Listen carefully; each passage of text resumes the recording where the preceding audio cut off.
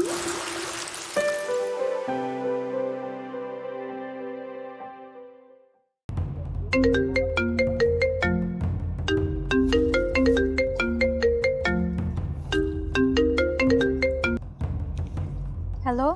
একটা কিস দেব, 20,000 টাকা নেব। মাথা ঠিক আছে আপনার? কল করে আলতু ফালতু কথা বলতেছেন।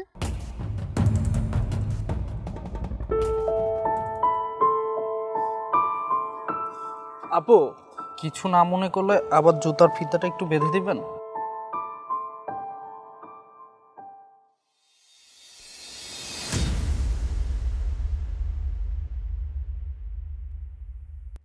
Thank you so much.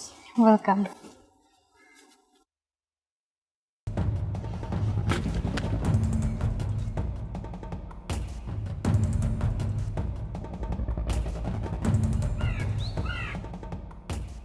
একটা কিস দেব, 20,000 টাকা নেব। এত সুন্দর একটা মেয়ে, একটা কিসের বিনিময়ে 20,000 টাকা? না, এই সুযোগটা হাতছাড়া করে যায় না। নাম্বারটা উঠে 017810529।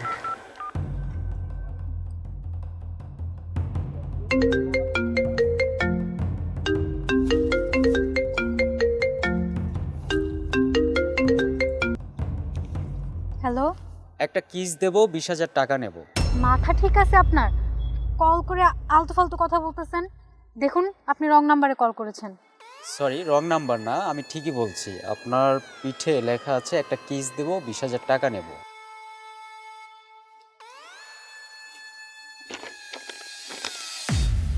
একটা কিস দেবো? আসলে ভাইয়া, হ্যাঁ, এটা মনে হয় ভুলবশত কেউ কিছু একটা করেছে। আমি অ্যাকচুয়ালি জানি না।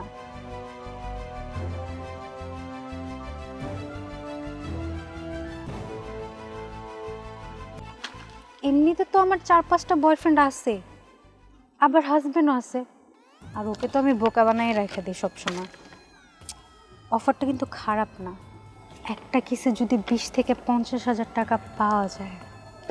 না, আরেকটা কল করি।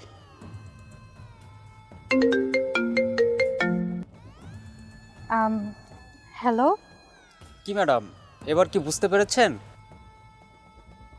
চুপ করে আছেন কেন? কথা বলুন। না দেখুন, আসলে আপনি যেরকমটা ভাবছেন আমি ওরকম কোনো কিছু করি না। আচ্ছা ঠিক আছে, আপনি যদি 20,000 টাকায় রাজি না হন, আমি আপনাকে 50,000 টাকা দেব। তারপরেও আপনি আমাকে একটা কিস করবেন। আমি কিন্তু আপনার আশেপাশেই আছি, আপনি চাইলে আমি আপনার সঙ্গে দেখা করে কথা বলি। আম,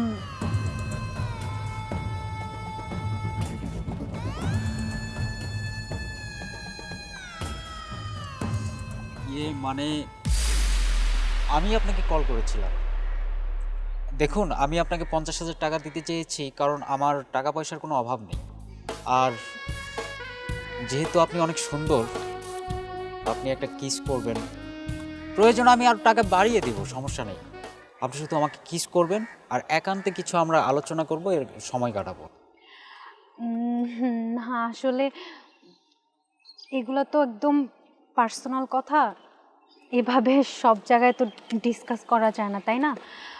একটু আলাদাভাবে কথা বলতে হয় আর কি। আম, ঠিক আছে, আপনি আমার সাথে আগে বিষয়গুলো ক্লিয়ার করেন, তারপর না হয় দেখতেছি। কি ব্যাপার দিদি, তুমি এখানে? উনি কে? উনি আসলে আমার আমার আমার আমার পরিচিত, আমার পরিচিত। তোমার পরিচিত অথচ আমি চিনি না? কি বলো? এই আপনি কে? ওনার সঙ্গে আমার কথা হয়েছে, উনি 20,000 টাকার বিনিময়ে আমাকে একটা কিস করবে। তাতেও যদি না হয় আমি ওনাকে 50,000 টাকা দিব। কিন্তু আপনি মাঝখানে ঢুকে গেলেন কেন? এই, আপনি আমাকে চেনেন? আমি কে? কে আপনি? আমি ওর হাজবেন্ড। আপনি কি ফাজলামি শুরু করেছেন? জান এখান থেকে।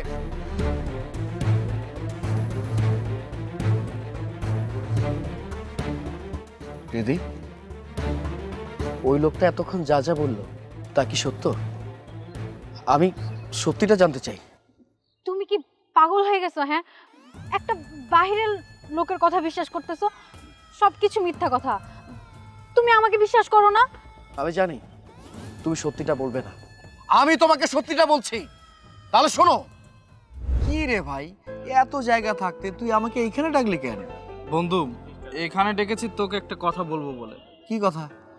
কথাটা কিভাবে বলি, কথাটা হচ্ছে ভাবির ব্যাপারে, বুঝছিস?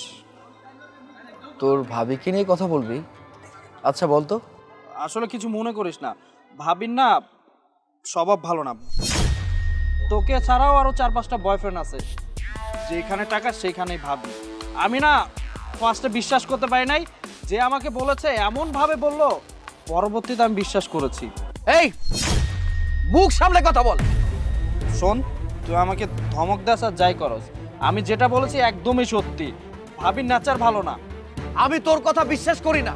বিশ্বাস করছিস না? আচ্ছা শোন, আমার কাছে একটা প্ল্যান আছে, এই প্ল্যান মতো চল, তাহলে দেখবি কে সত্যি বলতেছে, আমি নাকি ভাবি সত্যি। ঠিক আছে, এদিকে আয়।